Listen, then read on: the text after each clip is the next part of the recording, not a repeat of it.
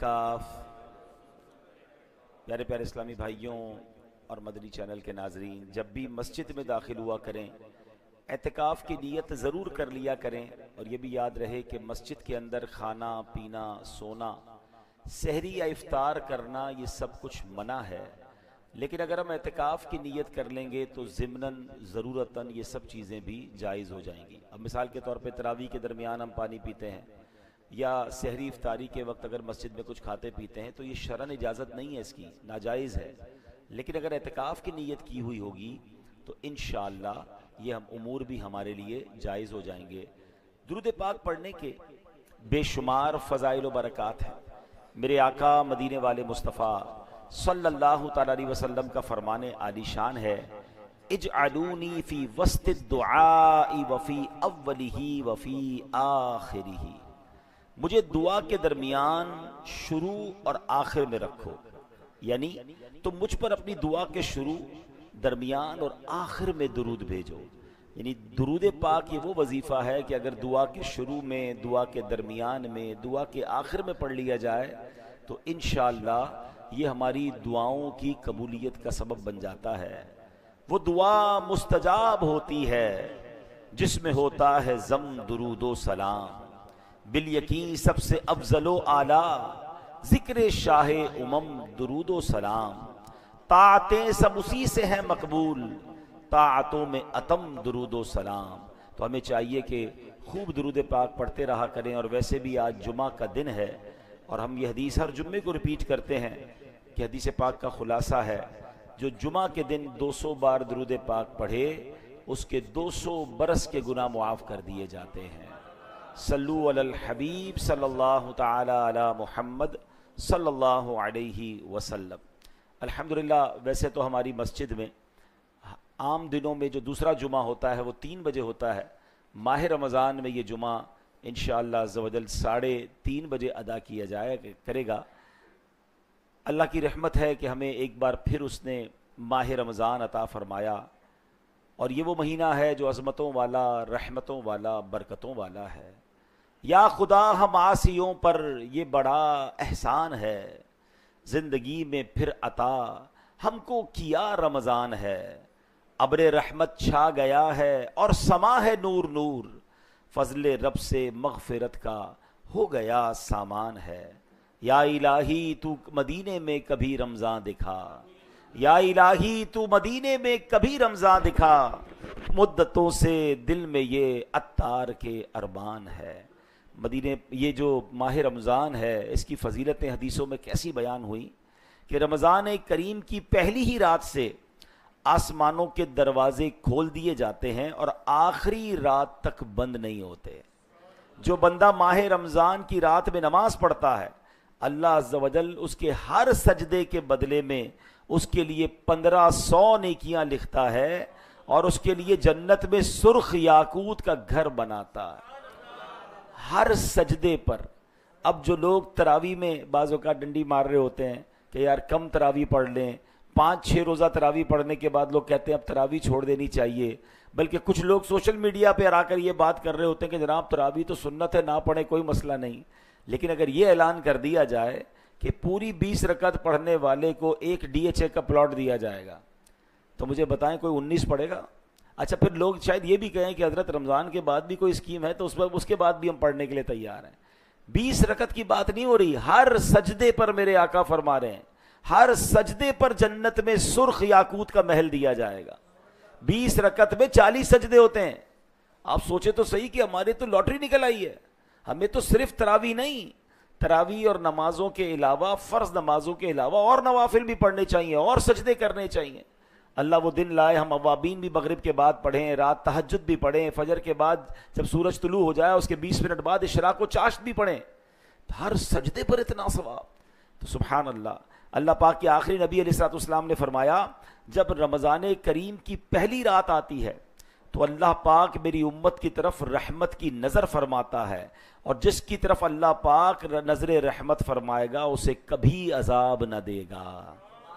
رمضان کریم میں افطار کے وقت روزانہ 10 لاکھ گناہ گاروں کی مغفرت کر دی جاتی ہے۔ اور جمعے کا دن کتنا امپورٹنٹ ہے رمضان میں، اب سنیے، شب جمعہ اور روز جمعہ یعنی مغرب جمعرات کی مغرب سے لے کر جمعے کی مغرب تک ہر گھڑی میں 10 لاکھ لوگوں کی مغفرت کر دی جاتی ہے.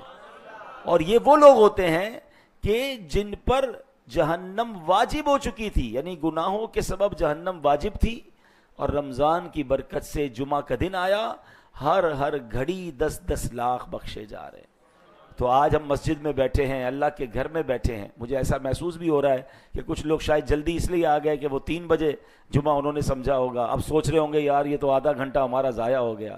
آپ کا آدھا گھنٹہ ضائع نہیں ہوا, یہ آپ کا آدھا گھنٹہ اللہ کے گھر میں گزر رہا ہے. میرا تو مشورہ ہے اگلے جمعے بھی یہی کیجئے گا. کیوں کہ جو جمعہ کے دن جلدی آتا ہے, حدیث پاک کے مطابق اسے اونٹ صدقہ کرنے کا ثواب ملتا ہے. 4-5 لاکھ کا تو اونٹ ہوگا, ملتا ہوگا پاکستان میں. آپ کو کوئی کہے ہر جمعے ایک اونٹ صدقہ کریں, جلدی آنے والے اول آنے والوں کو اللہ کی راہ میں اونٹ صدقہ کرنے کا ثواب, اس کے بعد گائے صدقہ کرنے کا ثواب, پھر بکری صدقہ کرنے کا ثواب. جتنا لیٹ آتے جاتے ثواب کم ہوتا جاتا ہے. تو اللہ کے گھر میں جلدی آ کر بیٹھا کریں, کچھ بیان سنیں گے, کچھ سیکھنے کو ملے گا. اور ویسے بھی رمضان کا جمعہ ہے, ہر گھڑی 10 لاکھ بخشے جا رہے ہیں. اللہ کرے کہ آج بخشے جانے والوں میں ہمارا نام بھی لکھ دیا جائے. اور پھر جب رمضان کی 29ویں رات آتی ہے تو مہینے بھر میں جتنے جہنم سے آزاد کیے گئے تھے ان کے مجموعے یعنی ان کے ٹوٹل کے برابر اس ایک رات میں آزاد کر دیے جاتے ہیں. پورے مہینے میں تو کروڑ بخشے گئے, 29ویں جب رات آئے گی انشاءاللہ تو پھر جتنے پورے مہینے میں بخشے گئے ہیں اس کا ٹوٹل کر کے رمضان کی آخری رات وہ بھی بخش دیے جاتے ہیں. تو اللہ کریم اس مہینے کا ہمیں خوب احترام کرنے کی توفیق عطا فرمائے, اس مہینے میں خوب نیکیاں کرنے کی توفیق عطا فرمائے. جمعے کے بیان میں ہم کوشش کرتے ہیں کہ قرآن پاک کی کوئی آیت پھر اس کا ترجمہ اور اس کی تفسیر سمجھنے کی کوشش کرتے ہیں. اور ماہ رمضان جو ہے وہ تو ویسے بھی ماہ قرآن ہے, اسی مہینے میں قرآن نازل ہوا ہے, تو اس مہینے میں تو قرآن اور اچھے انداز سے ہمیں انڈرسٹینڈ کرنا چاہیے. اے میرے پیارے اسلامی بھائیوں, ہم نے الحمدللہ روزہ رکھا ہے. روزہ ایک انفرادی عبادت ہے, ہر کوئی اپنا اپنا روزہ رکھتا ہے. مگر سوال یہ ہے کہ ہمارے روزے کا معاشرتی طور پر, اجتماعی سوسائٹی پر کوئی اثر ظاہر ہو رہا ہے یا نہیں ہو رہا؟ اور اگر ہماری روزے کی برکت سے سوسائٹی پر, معاشرے پر کوئی فرق نہیں پڑ رہا, کوئی پازیٹیو امپیکٹ نہیں ہو رہا, کوئی نخار نہیں پیدا ہو رہا, تو پھر سمجھ لیں کہ ہمارے روزے میں کچھ کمی ہے. ہمارا روزہ ہماری روح تک نہیں پہنچا ہے. اب اس کو اس مثال سے سمجھیے کہ سورج کی روشنی آ رہی ہو اور کوئی سامنے گلاس رکھ کے شیشہ رکھ دے, تو وہ جو گلاس ہے وہ سورج کی روشنی کو لے کر ریفلیکٹ کرے گا, باقاعدہ وہ بھی دوسری جگہ روشنی دے گا. لیکن اگر اسی سورج کے آگے کوئی ایسا گلاس رکھ دیں, ایسا شیشہ رکھے جس پہ زنگ لگا ہوا ہے, تو نہ وہ اس کی روشنی کو ایبزارب کرے گا, نہ اس روشنی کو کہیں آگے ریفلیکٹ کرے گا, نہ کسی اور کو فائدہ پہنچائے گا. یہی مثال روزہ دار کی ہے. ہمارا دل آئینہ ہے. اگر دل پر گناہوں کی سیاہی چڑھی ہوئی ہے نا, تو روزے کا اصل مقصد ہی سیاہی کو اتارنا ہے, دل کو چمکانا ہے. اب اگر روزہ بھی رکھا ہے اور ہمارے روزے سے کسی کو روشنی نہیں مل رہی ہے, ہمارے روزے سے کسی کو فائدہ نہیں پہنچ رہا ہے, تو پھر سوچیں کہیں دل پر ایسا زنگ تو نہیں جو رمضان کے نور کو ریفلیکٹ نہیں کر رہا. اب روزہ بھی رکھا ہے اور کسی کو ہماری زبان میں نرمی بھی نظر نہیں آ رہی ہے, روزہ بھی رکھا ہے مگر ہمارے انداز سے کسی کو فائدہ بھی نہیں پہنچ رہا ہے. بلکہ ایسا بھی ہو گیا ہے کچھ لوگوں کے ساتھ کہ روزہ رکھتے ہی لڑائیاں شروع کر دی ہیں, روزہ رکھتے ہی جھگڑے شروع کر دیے. حالانکہ روزہ تو ہے ہی صبر کا امتحان, یعنی روزے میں بے صبری کیسی؟ چیک کیجئے کہ رمضان کا نور کا سورج تو چمک رہا ہے, مگر کہیں دل پر ایسا زنگ تو نہیں کہ اس کی ریفلیکشن نہیں ہو رہی ہے. اے میرے پیارے اسلامی بھائیوں, اب آئیے میں قرآن کی وہ آیت پڑھنے جا رہا ہوں جس میں اللہ کریم نے ایمان والوں سے ڈائریکٹلی کلام کیا ہے. قرآن پاک تو ویسے پورا ہی ہمیں پڑھنا چاہیے, لیکن قرآن پاک میں چند آیتیں وہ ہیں جس میں رب کریم نے براہ راست آپ سے بات کی ہے. جی آپ سے بات کی, ہم سب سے بات کی ہے. وہ کون سی آیتیں ہیں؟ یا ایھا الذین آمنو, اے ایمان والوں, کہہ کر اللہ نے مجھ سے اور آپ سے بات کی ہے. اب بتائیے نا, ہم ہیں نا ایمان والے, ہم سے بات ہوئی ہے. اب اگر کوئی آپ سے پوچھے کہ جناب کیا وہ 89 آیتیں جہاں اللہ نے آپ سے بات کی ہے, آپ نے وہ آیتیں پڑھ لی, اس کو سمجھا, اس پر عمل کیا, تو بہت بڑی تعداد تو شاید یہ کہے گی کہ ہمیں تو پتہ ہی نہیں وہ آیتیں کہاں ہیں, ہم نے تو نہیں پڑھی.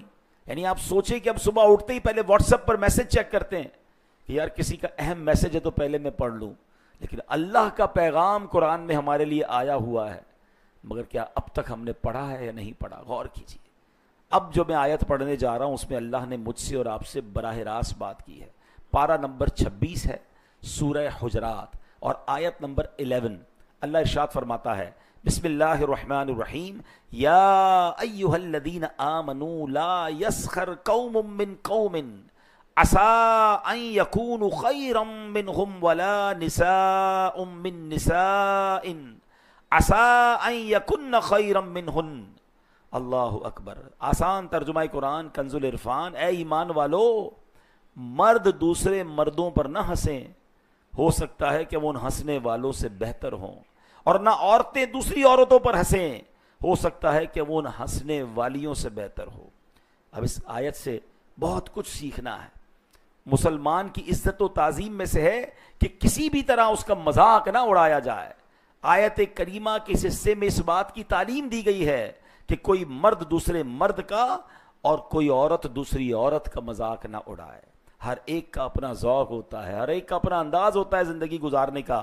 ہم کسی کے معاملات میں تنقید نہیں کر سکتے۔ اگر کوئی غیر شرعی معاملہ ہے تو وہ بھی اس کا اور اس کے رب کا معاملہ ہے، لیکن جناب یہاں تو بات بات پر تنقید ہے، لباس پر تنقید ہے، انداز پر تنقید ہے، لائف اسٹائل پر تنقید ہے۔ اگر کوئی گناہگار بھی ہے تو اچھے انداز سے اس کو نیکی کی دعوت دینی ہے، اس کا مذاق تھوڑی اڑانا ہے، وہ تو اور گناہوں پہ دلیر ہو جائے گا۔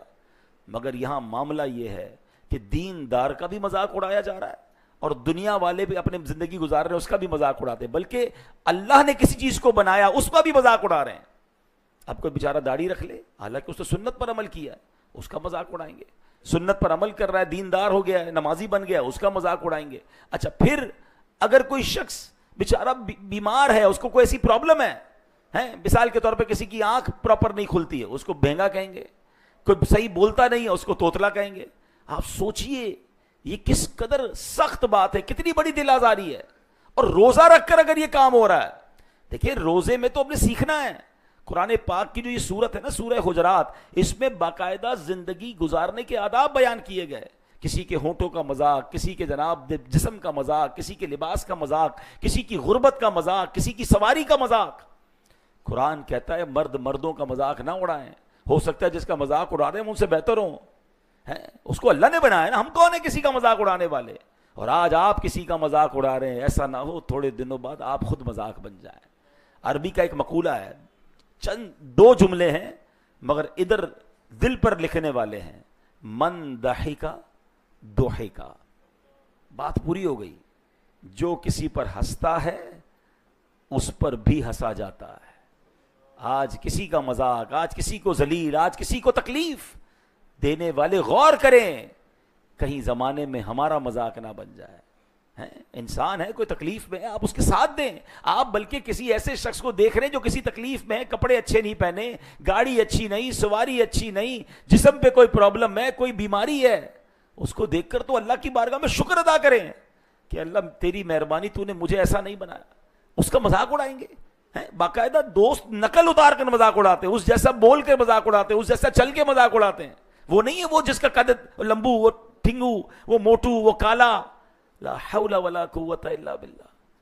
قرآن سے سیکھنا ہے، اور رمضان میں نہیں سیکھیں گے تو کب سیکھیں گے؟ یعنی مجھے ایک بات بتائیں، یہ مہینہ ہمیں پاکیزہ کرنے آیا ہے، اپنی ہیبٹس کو ہم بہتر کر سکتے ہیں اس مہینے میں اگر کوئی بری عادتیں ہیں بھی، کیونکہ رمضان میں شیطان بند ہے، جس نے ہمیں برے کاموں پر لگانا ہے اس کو بند کر دیا گیا ہے۔ تو دس از دا ٹائم، یہ 30 days ایکچولی اپنے آپ کو پیوریفائی کرنا ہے۔ آپ بچے اگر یہاں نوجوان بیٹھے، اگر میں ان کی زبان میں سمجھاؤں کہ رمضان ایکچولی شیطان سے فائٹ کرنے کی نیٹ پریکٹس ہے۔ شیطان بند ہے نا، 30 دن مضبوط ہو جاؤ، تگڑے ہو جاؤ، تقوی اختیار کرو۔ قرآن کہتا ہے روزے اس لیے فرض کیے لعلکم تتقون، تاکہ تم متقی ہو جاؤ۔ تو اپنے آپ کو اتنا مضبوط کر لیں کہ جب شیطان آئے 30 days کے بعد، رمضان کے بعد، تو ہم ریڈی ہوں فائٹ کے لیے۔ مگر جو رمضان میں بھی شیطان کہتا تو آرام کر، ہم ہے نا، ہم تیرا کام سارا کر لیں گے۔ شیطان کے بند ہوتے ہوئے بھی لوگ برے کام کر رہے ہیں، کیونکہ ان کی پہلی ہیبٹ بنی ہوئی ہے۔ نہیں، ہمیں اپنی ان عادتوں کو ختم کرنا ہے۔ قرآن سکھا رہا ہے، نبی پاک علیہ الصلوۃ والسلام فرماتے ہیں لا تماری اخاکا ولا تمازحہ، اپنے بھائی سے جھگڑا نہ کرو، نہ اس کا مذاق اڑاؤ۔ یہ لوگوں کا مذاق اڑاتے ہیں نا، ان کے بارے میں ایک ایسی حدیث ہے ڈرانے والی کہ نبی پاک علیہ الصلوۃ والسلام فرماتے ہیں بلا شبہ لوگوں کا مذاق اڑانے والے کے لیے جنت کا دروازہ کھولا جائے گا، اسے بلایا جائے گا آؤ قریب آؤ، جب وہ جنت کے قریب آئے گا تو دروازہ بند کر دیا جائے گا، اسی طرح کئی بار کیا جائے گا۔ آپ اس کی حسرت سوچیں جو محشر کے میدان میں تپتی دھوپ میں کھڑا ہوگا، سورج 1 میل پر ہوگا اور لوگ پسینے میں شرابور ہو رہے ہوں گے اور اعلان ہوگا کہ آ جاؤ جنت کی طرف، اس کی خوشی کا عالم کیا ہوگا؟ مگر جب جنت کے دروازے پر پہنچے گا تو وہ دروازہ بند کر دیا جائے گا، اس کو دوبارہ بلایا جائے گا، دوبارہ بند کر دیا جائے گا۔ وہ لوگ سوچیں کسی کی بیل بجا کر بھاگ جاتے ہیں، اسے تکلیف دیتے ہیں، کسی کی گاڑی کی چابی چھپا دی، یہ دوستوں میں عموماً عام ہوتا ہے۔ یاد رکھیے وہ مزاح جو تکلیف دہ ہے، وہ مزاح جس سے انسان کو تکلیف پہنچتی ہے، حرام جہنم میں لے جانے والا کام ہے۔ ایک ایسا مزاح ہوتا ہے جس میں چلے مسکراہٹوں کا تبادلہ ہو گیا، کوئی اچھی بات کر لی مگر اس میں جھوٹ نہیں ہے، اس میں دل آزاری نہیں ہے، وہ ٹھیک ہے، لیکن باقاعدہ تکلیف پہنچائی جاتی ہے، جھوٹی خبر دی جاتی ہے تمہارے والد کا ایکسیڈنٹ ہو گیا ہے، وہ بیچارہ روتا ہوا گھر پہنچتا ہے تو پھر بعد میں ہنستے کہ ہم تو مذاق کر رہے تھے، اور اس بنا پر بعض اوقات ایکسیڈنٹ ہو جاتے ہیں لوگوں کے، وہ بیچارہ جلدی گاڑی چلاتا ہے کہ والد ہاسپٹل میں، والدہ ہاسپٹل میں۔ یہ کیسا مذاق ہے؟ مذاق جس میں تکلیف پہنچے۔ مزاح اور چیز ہے کہ آپ نے کوئی ایسی بات کی کہ سامنے والا بھی مسکرایا، آپ بھی مسکرا دیے۔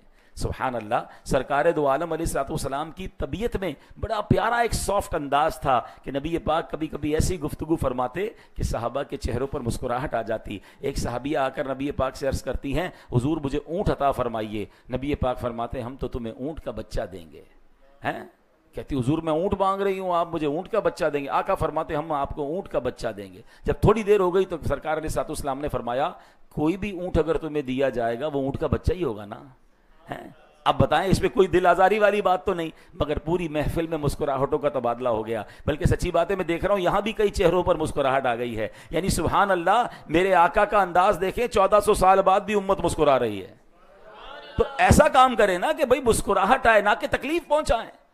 تو مذاق نہیں اڑانا، یہ اللہ کو سخت ناپسند ہے۔ تو اے میرے پیارے اسلامی بھائیوں، اب اسی جناب آگے چلتے ہیں کہ اب تانا دیتے ہیں کچھ لوگ۔ حضرت عبداللہ علامہ عبد المصطفیٰ اعظمی رحمۃ اللہ تعالی علیہ فرماتے ہیں اہانت اور تحقیر کے لیے، کسی کو ذلیل کرنے کے لیے زبان یا اشاروں یا کسی اور طریقے سے مسلمان کا مذاق اڑانا حرام اور جہنم میں لے جانے والا کام ہے۔ یعنی نظر سے بھی مذاق نہیں اڑا سکتے، دیکھا نا، بولیں گے بھی نہیں کچھ، اشارے سے اگلے کو ذلیل کر رہے ہوں گے، دو دوست مل کر تیسرے کو، یہ بھی حرام ہے۔ اب ذرا غور کر لیجیے۔ اب آگے چلتے ہیں، قرآن آگے کیا کہتا ہے؟ وَلَا تَلْمِزُوا أَنفُسَكُمْ، اور آپس میں کسی کو تانا نہ دو، یعنی زبان یا اشارے کے ذریعے ایک دوسرے پر عیب نہ لگاؤ، کیونکہ مومن ایک جان کی طرح ہے، جب کسی مسلمان پر عیب لگایا جائے گا تو گویا اپنے اوپر ہی عیب لگایا جائے گا۔ کبھی کسی کو تانا نہ دیں، غریب کو غربت کا تانا نہ دیں، اللہ اکبر، کسی کو کسی کی جناب خاندان کے اس کی جو کیا کہتے ہیں برادری کا تانا نہ دیں، کوئی ٹھیلا لگاتا ہے اسے ٹھیلا لگانے کا تانا نہ دیں، جس کے یہاں صرف بیٹیاں ہوں اسے بیٹیاں ہونے کا تانا نہ دیں۔ ارے بیوی کو لوگ تانا دیتے ہیں کہ تیرے یہاں تو بیٹا ہی نہیں ہوتا، بیچاری کسی عورت کے یہاں اولاد ہی نہیں ہو رہی، اس کو بے اولادی کا تانا دیتے ہیں۔ کوئی بندہ بیچارہ کاروبار میں نقصان کر دیا اس کو اس کا تانا دیتے ہیں۔ قرآن کہتا ہے تانا نہ دو۔ اے میرے پیارے اسلامی بھائیوں، نبی پاک علیہ الصلوۃ والسلام کی حدیث سنیے، بہت لعنت کرنے والے، بہت تانے دینے والے قیامت کے دن نہ گواہ ہوں گے نہ شفیع۔ حالانکہ اس امت کو یہ سبحان اللہ شرف حاصل ہے کہ سرکار علیہ الصلوۃ والسلام کی امت قیامت کے دن گزشتہ انبیاء کرام کی گواہ بھی ہوگی، یعنی یہ گواہی دے گی کہ انہوں نے اپنی امتوں کو تبلیغ فرما دی اور گناہ گاروں کی شفاعت کرنے والی بھی ہوگی، مگر جو مسلمان تانے دینے والا ہوگا وہ نہ گواہ ہوگا نہ شفیع ہوگا۔ تانے کی ٹونٹ کرنے کی عادت نکال دیں۔ اچھا تانا دینے والا پسند بھی کسی کو نہیں آتا، آپ بھی دیکھ لیں، آپ کو ایسا دوست ایسا بندہ کبھی اچھا نہیں لگتا، جب جاؤ اس کے پاس کوئی تانا ہی ہوگا۔ ایسے بندے کو گھر مہمان بنا لینا تو گھر پر آ کر پھر گھر کا انسپیکشن شروع کر دیں گے، یار ابھی تک پردے نہیں بدلے، ابھی تک وہی پرانے صوفے ہیں، یار تم خرچہ ہی نہیں کرتے ہو یار۔ ہے بندہ کہ یار میں نے گھر میں مہمان بلایا، کوئی انسپیکٹر بلایا ہے، کسی کے گھر جا کر بھی تانے دے کر آئیں گے؟ نہیں جناب، تانا دینے والے کو دنیا میں بھی کوئی پسند نہیں کرتا، اللہ کے یہاں تو وہ ناپسند ہے، دنیا میں بھی لوگ دور رہتے ہیں۔ تو اپنے اندر جو ہے وہ خوشبو لائیے، اپنے اندر سافٹنس لائیے، لوگوں سے ملیں، انہیں خوش کر کے آئیں، نہ کہ ملاقات کر کے تکلیف پہنچا کر آئیں۔ تو تو اللہ کرے کہ ہم ان عادتوں کو چھوڑ دیں. اسی آیت میں ایک تیسرا ادب بیان ہوا. یہ ماہ رمضان میں یہ سنتے جائیے اور اپنے دل سے اپنی عادتوں سے ان برائیوں کو دور کرتے جائیے. قرآن کہتا ہے وَلَا تَنَابَزُوا بِالْأَلْقَابِ، اور ایک دوسرے کے برے نام نہ رکھو. سیدنا مفتی محمد نعیم الدین مراد آبادی اس آیت کے تحت لکھتے ہیں یعنی وہ نام جو انہیں ناگوار معلوم ہو ان ناموں سے نہ پکارو. جیسے کسی کو لمبو، موٹو، کالو وغیرہ کہہ کے پکارتے ہیں، نام رکھ دیتے ہیں. اچھا ہم بازوں کا پتہ کیا کہتے ہیں، میرے دوست کو میں لمبو کہتا ہوں، اس کو برا نہیں لگتا، اس کو آپ کے سامنے برا نہیں لگ رہا، وہ آپ کے سامنے اظہار نہیں کر رہا. ہو سکتا ہے اکیلے میں جا کے آنسو بہاتا ہو کہ یا اللہ میرے کو ایسا قد دیا میرا لوگ مذاق اڑاتے ہیں، مجھے ایسا موٹا بنایا کہ لوگ میرا مذاق اڑاتے ہیں، میرا رنگ کالا کیا اللہ میرے کو لوگ کالو کہتے ہیں. کیوں کہتے ہو بھائی؟ اللہ نے بنایا ہے. اگر آپ کے ساتھ ایسا نہیں ہے تو آپ کو تو شکر ادا کرنا چاہیے. مگر کچھ لوگوں کے نام رکھتے ہیں. قرآن کہتا ہے برے نام نہ رکھو، ان کو ایک دوسرے کے برے ناموں سے نہ پکارو، اچھے ناموں سے لوگوں کو پکارنا چاہیے. اب اللہ اکبر، آگے قرآن پاک اسی آیت میں ایک اور برے عمل سے ہمیں بچا رہا ہے. ٹونٹ، ہمیں تنبیہ کی جا رہی ہے، ہمیں وارن کیا جا رہا ہے. کیا فرمایا؟ یا ایھا الذین آمنوا اجتنبوا کثیرا من الظن ان بعض الظن اثم. اے ایمان والو بہت زیادہ گمان کرنے سے بچو، بے شک کوئی گمان گناہ ہو جاتا ہے. اب اس آیت کے تحت کیا ہے؟ تفسیر صراط الجنان میں ہے، آیت کے اس حصے میں اللہ پاک نے مسلمانوں کو بہت زیادہ گمان کرنے سے منع فرمایا، کیونکہ بعض گمان ایسے ہیں جو محض گناہ نہیں ہیں. لہٰذا احتیاط کا تقاضا یہ ہے کہ گمان کی کثرت سے بچا جائے. اب گمان کی 3 قسمیں ہیں. نمبر 1 واجب، اللہ پاک کے ساتھ اچھا گمان رکھنا واجب ہے. اللہ جو کرے گا بہتر فرمائے گا. لوگ تو اللہ سے ہی بدگمان ہو گئے معاذ اللہ کہ یار معاذ اللہ کہنے میں بھی ہمت نہیں پڑ رہی کہ اللہ ہماری سنتا نہیں ہے، میرے لیے تو کچھ ہوتا ہی نہیں ہے. ارے اللہ سے ہی بدگمان ہو گئے. اللہ جو فرمائے گا بہتر کرے گا. یہ واجب ہے کہ اللہ سے اچھا گمان رکھا جائے، کیونکہ حدیث قدسی میں ہے، حدیث قدسی کا خلاصہ ہے کہ میں اپنے بندے کے گمان جیسا اس کے ساتھ معاملہ کرتا ہوں. آپ اچھا گمان کریں، آپ کے ساتھ اچھا معاملہ ہوگا. کچھ لوگ کہتے ہیں نا یار برے وقتوں کے لیے پیسے بچا کے رکھو، کمیٹی ڈالتے ہیں، بی سی ڈالتے ہیں. اس کا مطلب آپ برے وقتوں کا انتظار کر رہے ہیں؟ نہیں، آپ جو یہ کہتا ہے اس کے ساتھ برا وقت آنے والا ہے، ریڈی رہیے. آپ یہ کیوں نہیں کہتے کہ میں اچھے وقتوں کے لیے پیسے جمع کر رہا ہوں، انشاءاللہ حج پہ جاؤں گا، مدینے جاؤں گا، پیسے ہوں گے تو کسی غریب کی مدد کروں گا، اللہ کی راہ میں خرچ کروں گا، تو انشاءاللہ اچھے ہی وقت آئیں گے. ہمیں کیوں یہ گمان رکھنا ہے کہ میرا ٹف ٹائم آنا ہے اس لیے میں تیاری کر رہا ہوں؟ اللہ بڑا کریم ہے، میرا مولا کریم ہے، وہ کرم فرمائے گا، مجھے مشکلوں سے محفوظ فرمائے گا. اللہ کے ساتھ اچھا گمان رکھنا یہ واجب ہے. نمبر 2 مستحب، یعنی نیک مسلمان کے ساتھ اچھا گمان رکھنا. کوئی بندہ چہرے سے نیک نظر آ رہا ہے، اس کے ساتھ اچھا گمان رکھیں، اس کی ٹو میں نہ پڑیں، یہ مستحب ہے. اور ایک گمان حرام جو ہمارے یہاں بہت زیادہ عام ہو گیا، اور وہ کیا ہے کہ اللہ پاک کے ساتھ برا گمان رکھنا، یوں ہی کسی مسلمان کے لیے بدگمانی کرنا، یہ حرام ہے. اب مسلمان کے ساتھ بدگمانی تو ایسی دماغ میں فٹ ہو گئی ہے. مثال دیتا ہوں، کسی کو فون کیا، اس نے فون نہیں اٹھایا. ہاں بھائی بڑا آدمی ہو گیا ہے، اب کدھر سے فون اٹھائے گا، مطلب ہوتا ہے تو فون اٹھاتا ہے. کسی کے گھر گئے، بیل بجائی، بچے نے آ کر کہا ابو نہیں ہے، اندر بیٹھا ہوگا جھوٹ بول رہا ہے. یعنی ہماری سوئی نیگیٹو سے شروع ہوتی ہے. بھائی کیا ہر فون آپ بھی اٹھاتے ہیں؟ ابھی آپ مسجد میں بیٹھے، ہو سکتا ہے آپ کا فون سائلنٹ پہ ہو، بج رہا ہو، تو آپ بھی تو نہیں اٹھائیں گے. نماز پڑھیں گے تو نہیں اٹھائیں گے نا، واش روم جائیں گے تو نہیں اٹھائیں گے. تو جب آپ کسی موقع پر آرام کرتے ہوئے فون نہیں اٹھاتے تو ہو سکتا ہے یار اپنے بھائی کو کال کر رہے ہیں، وہ نہیں اٹھا رہا، وہ آرام کر رہا ہوگا، وہ نماز پڑھ رہا ہوگا، وہ تلاوت کر، اس کو مارجن تو دیں. مگر اسٹارٹ ہی بدگمانی سے ہے، اور یہ بدگمانی بعض صورتوں میں حرام، جہنم میں لے جانے والا کا. ہر معاملے میں بدگمانی ہے. کوئی رو رہا ہے دعا کے اندر، شیطان دیکھے ہمیں رونا نہیں آ رہا، لیکن کسی کو روتے ہوئے دیکھ کر ہاں دکھاوا کر رہا ہے، بہت چیٹر آدمی. ارے وہ اللہ کی بارگاہ میں رو رہا ہے، آپ بدگمانی کا گناہ کما رہے ہیں. آپ سوچیں تو صحیح ہو کیا گیا. یہاں تک کہ کوئی عمرے اور حج پہ جائے نا، 2 نمبر کے پیسوں سے جا رہا ہے. یار آپ کے پیسے لے کر گیا ہے، وہ جانے، اس کا رب جانے. لیکن یہ ایسی بیماری اندر آ گئی ہے جو ہمیں اندر ہی اندر ہمارے لیے گناہوں کا میٹر چل رہا ہے، اور ہم کہیں برباد نہ ہو جائیں. حدیث پاک سنیے، میرے آقا فرماتے ہیں اپنے آپ کو بدگمانی سے بچاؤ، کہ بدگمانی بدترین جھوٹ ہے. نیگیٹیوٹی ختم کریں، حسن ظن رکھیں، پازیٹیو ہو جائیں، لوگوں کی خوشیوں میں خوش ہونا سیکھیں. کسی کو گھر ملا ہے تو آپ بھی انجوائے کریں کہ اللہ نے اس کو گھر دیا، اللہ اور دے. اس کو گھر میں لایا, آپ نے کیلکولیشن شروع کر دی, یار یہ پیسے کدھر سے آئے, کوئی نہ کوئی چکر چلایا ہوگا. یار آپ آڈیٹر ہیں, آپ اس کا گھر کا حساب کرنے بیٹھ گئے کیوں؟ اچھا کر کچھ نہیں سکو گے, اگر اللہ نے نصیب میں لکھا اللہ اور گھر دے گا اس کو. یہ جلنے والا بیچارہ حسد میں جلتا بھی رہے گا اور بدگمانی کا گناہ بھی کمائے گا. تو حسن ظن رکھیں, پازیٹیو رہیں. بڑا پیارا جملہ ہے, اگر یاد کر لیں کہ حسن ظن میں کوئی شر نہیں اور بدگمانی میں کوئی خیر نہیں. آپ پازیٹیو رہیں, آپ بہت انجوائے کریں گے لائف کو, آپ کو ٹینشن نہیں ہوگی. لیکن جو بدگمانیاں پال کے بیٹھے نا لوگوں کے بارے میں ہیں, اسی لیے آگے قرآن کہتا ہے ولا تجسسوا. ایک اور پرابلم بتایا کہ پوشیدہ باتوں کی جستجو نہ کرو, ٹو میں نہ رہو. لوگ دوربین لگا کے رکھتے ہیں, یار یہ اٹھتا کتنے بجے, سوتا کتنے بجے, دن میں جاتا کدھر ہے, اس دن یہ ڈیفینس میں نظر آیا تھا کیا کر رہا ہوگا, یار یہ ادھر اس کی گاڑی کھڑی تھی, کوئی نہ کوئی پلاننگ ہوگی.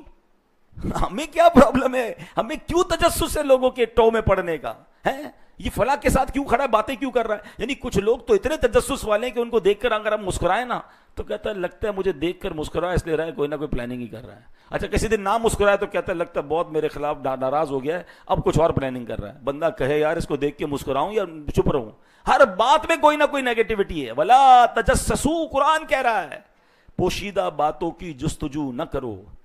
مثال کے طور پہ کسی کو کہنا ہے رات بھر جاگتے ہو, لگتا ہے فجر نہیں پڑھتے ہوگے. یار آپ کو کس نے اجازت دی ہے کہ آپ اس کے بیڈ روم میں داخل ہو جائیں اور اس سے پوچھیں کہ کیا وہ کر رہا ہے؟ وہ جانے, اس کا رب جانے. لوگوں کے عیب تلاش نہ کریں. اللہ اکبر. مسلمانوں کی عیب جوئی یعنی اس کے عیب تلاش کرنا حرام ہے. ہاں اگر نوکر رکھنا ہے یا کسی کی کہیں شادی ہونے والی ہے اور وہ کسی سے پوچھتا ہے کہ یار میں یہاں رشتہ کروں, تو وہاں بتانا چاہیے کہ بھائی یہ پرابلم ہے. یہ ایک اجازت دی شریعت نے کہ بھائی اس بندے کو جاب پہ مت رکھو, میرے ساتھ بھی چیٹنگ کر کے گیا ہے. کوئی کاروبار میں ہم سے پوچھ رہا ہے کہ میں فلاں جگہ پیسے دے دوں, کاروبار کروں, اور آپ کو پتا ہے کہ اس بندے کے کاروبار میں یہ مسئلہ ہے, تو آپ بتا دیں کہ یار یہ کاروبار میں میرے ساتھ بیڈ ایکسپیرینس ہوا تھا, آپ احتیاط کر لیں. اتنی شریعت نے اجازت دی ہے. مگر شریعت کی الحمدللہ خوبصورت باؤنڈری دیکھیں کہ آپ سے کوئی پوچھتا ہے کہ میں فلاں سے کاروبار کروں, تو آپ اس کو صرف کاروبار کا مسئلہ بتائیں گے. یہ نہیں بتائیں گے کہ جناب یہ راتوں کو وہاں بھی جاتا ہے, دن کو یہ بھی کرتا ہے, فلاں سے دوستی بھی ہے, فلاں غلط کام. آپ کو ان تمام چیزوں کو جواب بتانے کی اجازت نہیں ہے. جتنا سوال, جتنی ضرورت, اتنا عیب بتائیں گے. کیوں؟ کیونکہ حدیث پاک میں آتا ہے جو کسی اپنے مسلمان بھائی کا عیب تلاش کرے گا, اللہ پاک اس کا عیب ظاہر فرما دے گا. اور اللہ پاک جس کا عیب ظاہر فرما دے تو اسے رسوا کر دیتا ہے, اگرچہ وہ اپنے گھر کے اندر چھپ کر بیٹھا ہو. آپ سوچئے کسی کا عیب کھولیں گے تو کل ہمارا عیب کھول سکتا ہے. اے میرے پیارے اسلامی بھائیوں, جو کسی مسلمان کے عیبوں پر پردہ ڈالتا ہے, اللہ پاک قیامت کے دن اس کے عیبوں پر پردہ رکھے گا. اگر آپ اور میں چاہتے ہیں کہ میرے عیب چھپے رہیں, اگر پتہ بھی چل جائے نا کسی مسلمان کا عیب, تو ڈھک دیں, چھپائیں, نہ بتائیں. آج کل تو سوشل میڈیا کا زمانہ ہے, کسی کا عیب پتہ چلا فوراً شیئر کرنا ہے.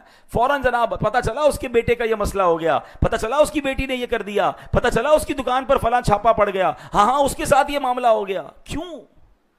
ارے کل ہمارے عیب کھل گئے, ہم کدھر جائیں گے؟ اگر چاہتے ہیں کہ دنیا اور آخرت میں عیب چھپے رہیں تو لوگوں کے عیب چھپائیں. تو میں نے خیر چند باتیں عرض کی ہیں. اے میرے پیارے اسلامی بھائیوں, یہ رمضان ہمیں پاکیزہ کرنے آیا ہے, تو اسی رمضان میں ان عادتوں کو نکالیے, بلکہ ہر اس عادت سے اپنے آپ کو بچائیے جس سے ہم گناہوں میں مبتلا ہو جاتے ہیں. ایک بات آخر میں عرض کر دیتا ہوں کہ جس طرح عام جگہوں پر گناہ کرنا غلط ہے, مگر کوئی مسجد میں آ کر گناہ کرے تو لوگ کیا کہیں گے, خدا کا خوف کرو یار, مسجد میں گناہ کر رہے. کوئی پاکستان میں گناہ کرے غلط ہے, لیکن کوئی مکے میں جا کر گناہ کرے وہ اور شدید ہو جاتا ہے. اسی طرح کوئی عام دنوں میں گناہ کرے وہ غلط ہے, مگر رمضان میں گناہ کرنا یہ اللہ کے غضب کو زیادہ دعوت دینے والی بات ہے, اللہ کو ناراض کرنے والی بات ہے. یعنی شیطان بند, نیکیوں کا اجر بڑھا دیا گیا اور تم پھر بھی رمضان میں گناہ کر رہے ہو. تو یہ گناہ کیوں ہوتے ہیں؟ ہماری عادتیں گناہوں والی بنی ہیں. جس کی جھوٹ بولنے کی عادت ہے, جس کی موبائل پر میوزک اور بے پردہ عورت اور طرح طرح کے ویڈیوز دیکھنے کی عادت ہے, جس کی جناب لڑائی جھگڑے کی عادت ہے, جس کی حرام روزی کی عادت ہے. رمضان تو آ گیا, شیطان بند ہو گیا, مگر وہ عادتیں کیری کر کے رمضان میں آ گیا ہے.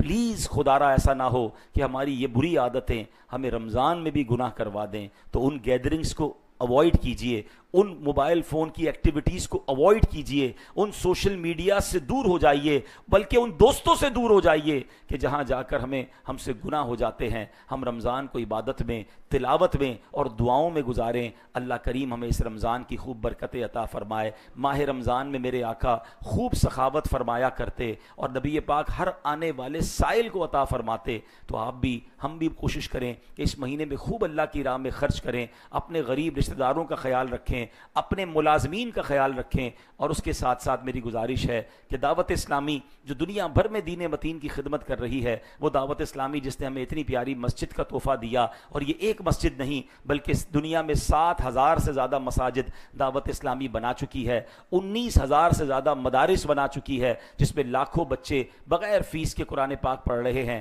عالم بن رہے ہیں، درس نظامی کر رہے ہیں۔ الحمدللہ دعوت اسلامی سوشل میڈیا اور میڈیا کے ذریعے جو دین کی خدمت کر رہی ہے وہ آپ کے سامنے ہے، اور اس کے ساتھ ساتھ ویلفیئر کا کام جس شاندار انداز سے ہو رہا ہے۔ آج بھی فلسطین کی وادیوں میں دعوت اسلامی کے لوگ اپنا کام کر رہے ہیں، FGRF کے تحت، اور تھیلیسیمیا کے مریض بچوں کو خون دیا جا رہا ہے۔ دنیا بھر کے کئی مقامات پر ہم سحری افطاری کا انتظام کر رہے ہیں۔ پاکستان کی جیلوں میں قیدیوں کو سحری افطاری کروائی جا رہی ہے، اور اس کے ساتھ ساتھ دعوت اسلامی کے ہزاروں اسلامی بھائی اس وقت فیضان مدینہ میں اعتکاف میں پورے مہینے کے لیے موجود ہیں، اور یہ پورے مہینے کا اعتکاف پوری دنیا میں ہو رہا ہے۔ تو وہ لوگ جو سحری افطاری کرانے کا شوق رکھتے ہیں، یہ بڑی نیکی حاصل کرنا چاہتے ہیں، اس میں بھی آپ ہم سے رابطہ کیجئے اور اپنی زکوٰۃ اور اپنے ڈونیشن میں دعوت اسلامی کا ساتھ دیجئے۔ اس مسجد کا بھی آپ نے ساتھ دینا ہے کہ ماشاءاللہ پورا سال یہاں جو رونق رہتی ہے اور پروگرامز ہوتے ہیں اس میں بھی اپنا ساتھ دیں، اور انشاءاللہ دعوت اسلامی کا جو ویکلی اجتماع ہے وہ ہر جمعے کو، اب رمضان میں جمعے کو ہوا کرے گا، ویسے جمعرات کو ہوتا ہے،